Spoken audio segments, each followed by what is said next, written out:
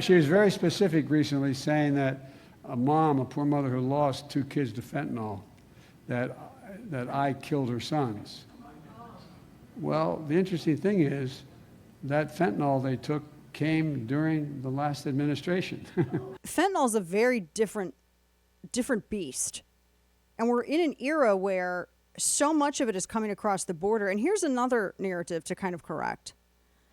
It's actually, in the beginning, China monopolized, the inputs needed to put this stuff together. And I still think in part, that the cartels are still getting some things from China. But that was just the beginning. It is not the same anymore. It's really the cartels that are, from ingredient to final product, putting all of this together and moving it across the border. And I say that not to, there's no reason to downplay any of the bad nonsense that China does. Good grief, there's plenty of it. But what I think gets lost in this is that it kind of downplays the level of sophistication in terms of operation that the cartels have now achieved. And by ignoring that, I think it makes it more dangerous, because people don't realize this is not some backwoods, loosely knit crime group anymore. All the cartels are incredibly sophisticated. I was watching video a little earlier, of people, what it's like to go through a cartel checkpoint if you're driving in Mexico or elsewhere in Central America. And it's insane because they move and are outfitted and kitted out like SWAT. These are very well resourced and very sophisticated crime organizations. It is no longer some, it's not a little, like I said, it's not some kind of goofy backwoods JV operation anymore.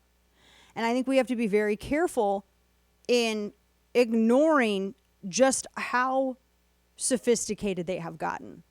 So they didn't want China making as much money off of the inputs for all this dope as they were. So they wanted to make sure that they owned that themselves. So in order to make more money, they began controlling every aspect of it.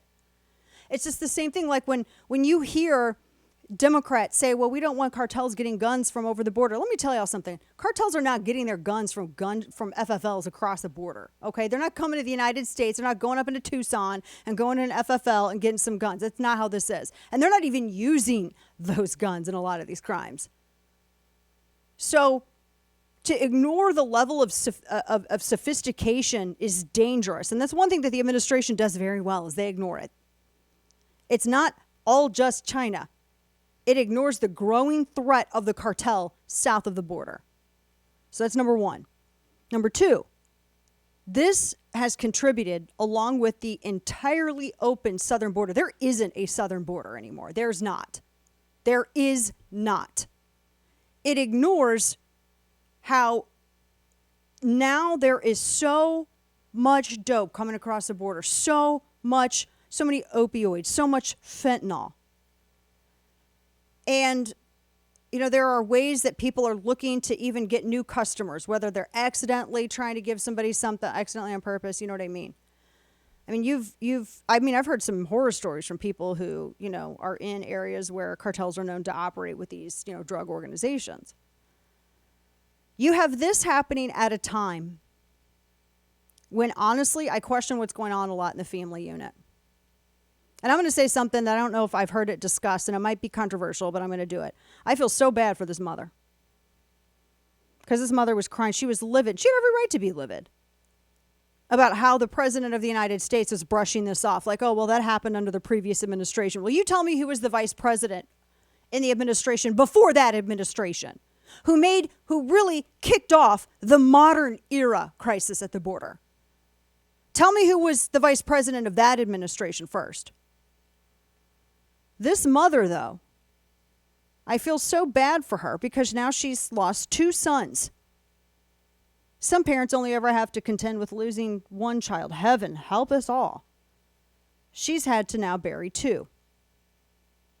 And she's been, obviously I've seen her do a number of interviews, and her heart is broken. Her soul hurts. And I feel bad for her. But I also wonder how an 18 and 20-year-old get addicted. Now, I know she's slamming Biden for laughing. And when she was talking about this, she actually wasn't talking about one administration or the other. She was talking about the problem at the border, which, by the way, has been compounded by both parties. But I have an 18-year-old. And I don't know how my 18-year-old would ever be addicted to anything without me knowing. Now, I'm not saying this to attack her or to be ignorant. But here's the other part of the equation, a difficult part of the equation that not a lot of people really want to acknowledge. We have a breakdown in the family, and we have an issue with parenting in the United States. Because we're told, well, you need to let kids make the decision for themselves. No. I'm not doing that. Because what was it? It was on, I saw it quoted in a meme somewhere, and I looked it up, and it was a real quote. It was that, what is that, where the old show with Andy Griffith, it was Andy Griffith's show, right? Yeah. And they were telling Andy Griffith, well, you got to let Opie figure it out for himself. And he's like, no, I'm his dad. I'm here for him not to figure it out by himself. Because kids will get distracted and they go for the first shiny thing without realizing how dangerous it is for them. And that is where we, the parents, step in because we have the experience. We know how dangerous it is because experience and age bring wisdom, and it puts you on the other side of that shiny thing. And you see really what's behind the veneer. And a lot of parents don't want to do that. Even some conservative ones.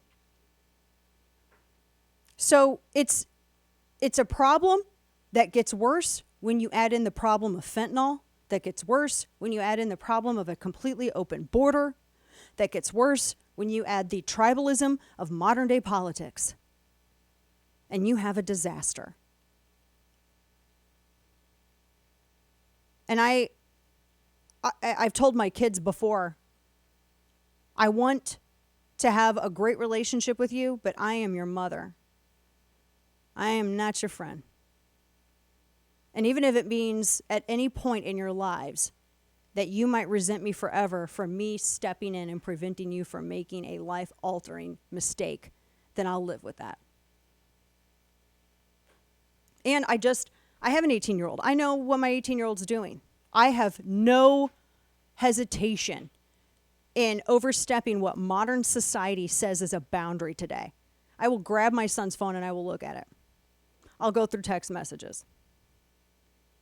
It's my right. I pay for that phone. It's my phone. I told my kids, if you don't want me in your life, then you be so financially and emotionally independent that you could exist forever without ever having to reach out to us. So I think that there's a major problem with this stuff. Like even colleges today, if you're going college shopping and that, and colleges are like, oh, you got to let them sit here and figure it out for the first couple of weeks. No, college, I'm the parent, and that's not how it goes. That is not how this works. We don't operate like that. And we're a very close-knit family. And I've always told my kids, if you get yourself in a bind, be less concerned about getting your A double snakes whipped and be more concerned about getting out of the bind first. And then we'll talk about what happens after.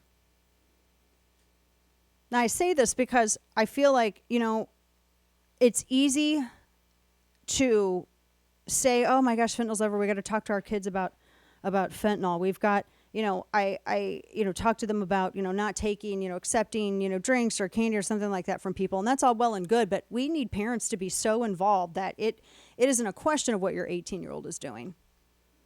And my heart breaks for people who realize this too late, like this mom. I'm not judging her because everybody makes mistakes, but it is a cautionary tale. Now, I am judging the administration because they could be doing something about the fentanyl coming across the border. I am judging the administration for not looking at the cartels like a terrorist organization. I am judging the administration for a little bit. You know what they do? They don't ever push back against this. Have you noticed this? Whenever anyone on the right says, well, this is coming in from China, they let that stand because it gives them a pass for more urgent action at the border. If Democrats had to acknowledge how sophisticated the cartels got, this conversation about action at the border would be all the more pressing, particularly in the press. That's why they don't acknowledge it. That's why they let this, oh, well, this comes from China, all stand. So that way you're kind of, oh, well, the cartels are right there at the border. They don't need China.